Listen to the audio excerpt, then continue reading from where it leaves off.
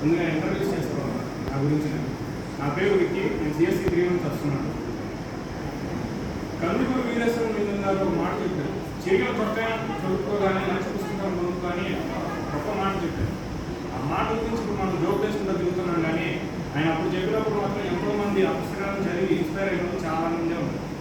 ఇప్పుడు మనం వాడుతున్న ఫేస్బుక్, ఇన్స్టాగ్రామ్ కనిపెట్టిన వాళ్ళు కూడా, అంటే సీఈఓస్ వీళ్ళందరూ కూడా మనకి యాప్ కనిపెట్టారు, కానీ వాళ్ళు ఏం చేస్తున్నారో మనకు తెలియదు. వాళ్ళు ఒక రోజుకి ఒక 3 hours పాటు బుక్ చదువుతున్నారనే విషయం ఎవరికీ తెలియదు.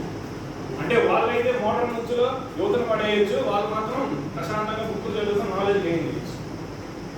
ఈ గ్రంథాలయం ఉద్యమం వల్ల ఒక మూడు ఉద్యమాలకు దారితీస్తుంది. ఒకటి లిటరసీ రేట్ని పెంచడం, ఇంకోటి ఈ మోడర్న్ నుంచిలో యువతని మోడర్న్ నుంచిలో పడేసి వాళ్ళ క్యాపిటలిజంని అనుభవిస్తున్న ఓనర్స్, సంథింగ్ యాప్ డెవలపర్స్, వీళ్ళంతా ఇలా వాడేసుకుంటున్నారు మనం.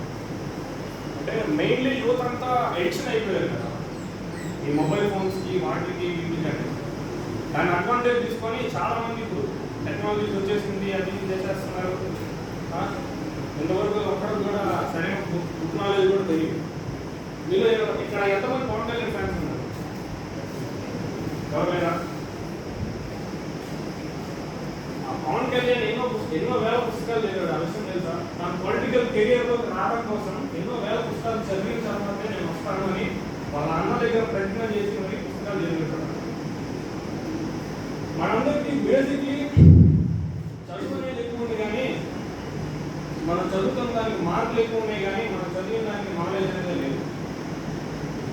పవన్ కళ్యాణ్ ఒక ఇంటర్ ఫెయిల్ విద్యార్థి అని అందరం మనం ఎగతాలు చేస్తూ ఉంటాం, కానీ అతనుకున్న నాలెడ్జ్ మనలో ఇక్కడ ఎవరికీ లేదు. ఒక బీటెక్ పాస్ అయిన విద్యార్థికి కూడా లేదు, ఒక ఉద్యోగం చేసే విద్యార్థికి కూడా లేదు. ఎన్నో వేల పుస్తకాలు లేని అతను తన గురించి ఒక పుస్తకం రాస్తే తన అభిమానులు కూడా గుర్తించకపోవడం అనేది చాలా బాధాకరమైన విషయం.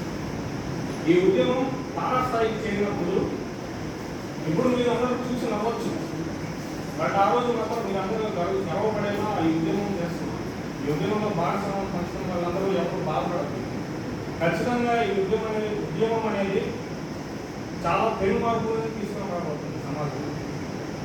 నేను చిన్నప్పుడు నాకు అంతగా స్నేహితులు ఎవరు ఉండేవాళ్ళు కాదు.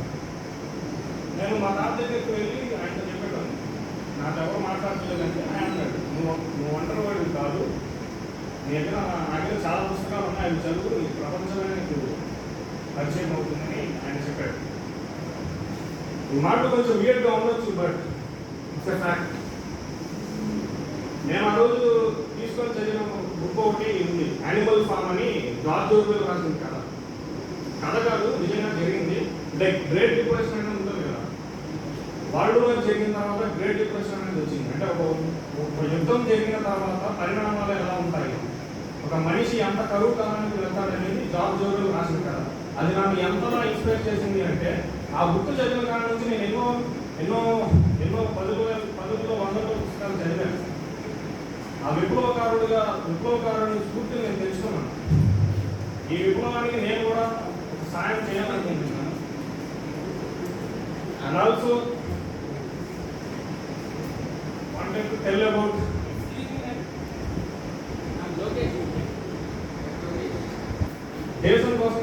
దేశం కోసం పోరాడే తత్వాన్ని కలిగి ఉండాలి.